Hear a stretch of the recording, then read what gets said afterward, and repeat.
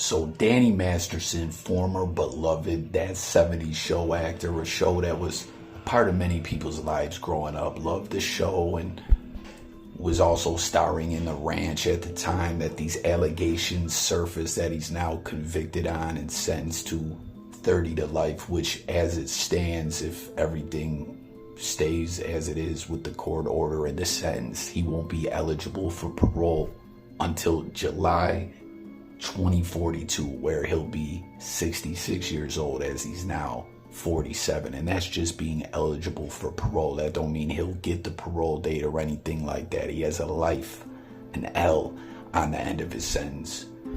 But when the allegations surfaced, he was a part of that Ranch show on Netflix, which was with Ashton Kutcher and other members of That 70s Show. And if you recall, they just wrote him out of the show. I can't even exactly remember how they did it. I think they just said he ran off. They said the rooster just run off.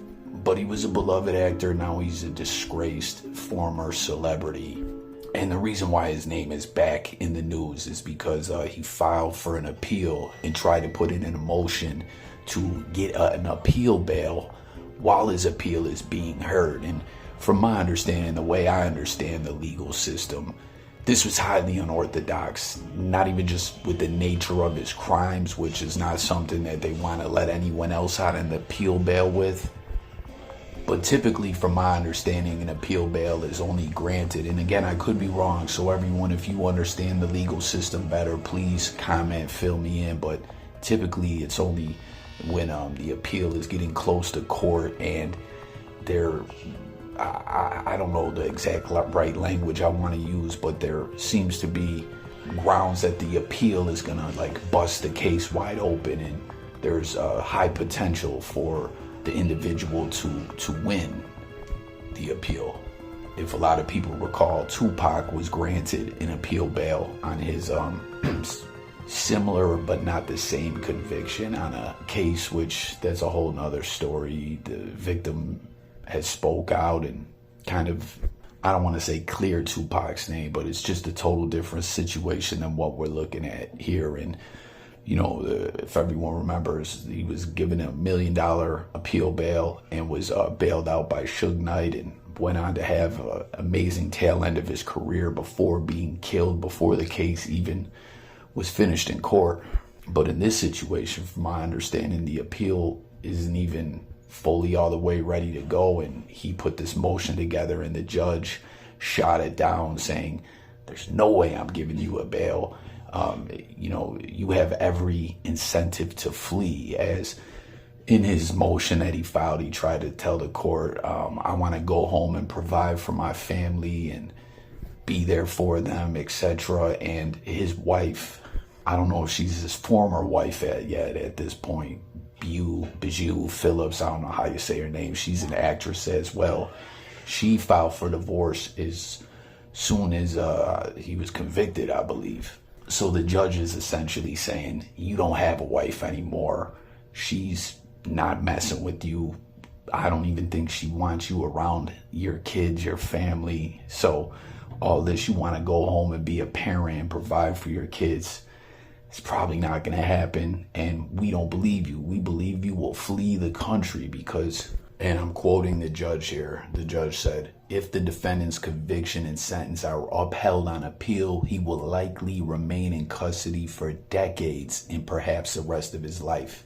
In light of that fact, the defendant has no wife to go home to. Defendant now has every incentive to flee and little reason to return to state prison to serve out the remainder of his lengthy sentence should his appeal be unsuccessful. So, that whole play that they were trying to put together there ain't happening.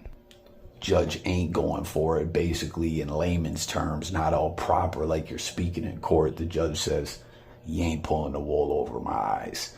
Your wife ain't messing with you. You got no family anymore. Essentially, you've been excommunicated. Your ass is gonna run. And speaking of being excommunicated, right, the whole Church of Scientology, which videos upon videos speaking about what a bizarre situation it is. Some call it a cult. Everyone, let me know what you call it. Your thoughts about the Church of Scientology. I've been seeing theories develop that people feel like that since Masterson was a part of Scientology, that they're gonna pull some strings and help him clear his name, as they're also powerful and things of that nature. But don't forget that the two victims in this case for the two convictions that happened back in '01 and '03, when he was still filming that '70s show, were members of the Church of Scientology as well. And the Church of Scientology has basically put out a statement excommunicating him from them. Now, could that just be a ploy, something for public image to strengthen their image and not make it look like they support a deviant? Could be. I don't know. Again, comment threads are open. Let's talk about it. But there you have it. The appeal bail is not happening. He'll be behind bars for that appeal.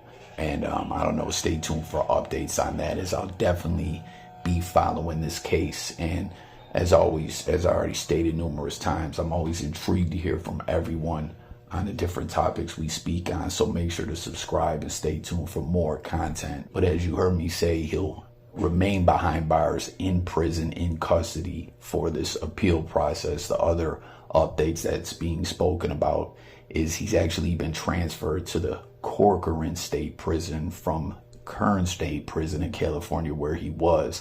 And the Corcoran State Prison is known to be a level 4, the highest level of custody for extremely dangerous, violent inmates, prisoners. And a name that's attached to that prison is Charles Manson. That's where he served, I believe, the majority of his prison sentence, at Corcoran, where Masterson is.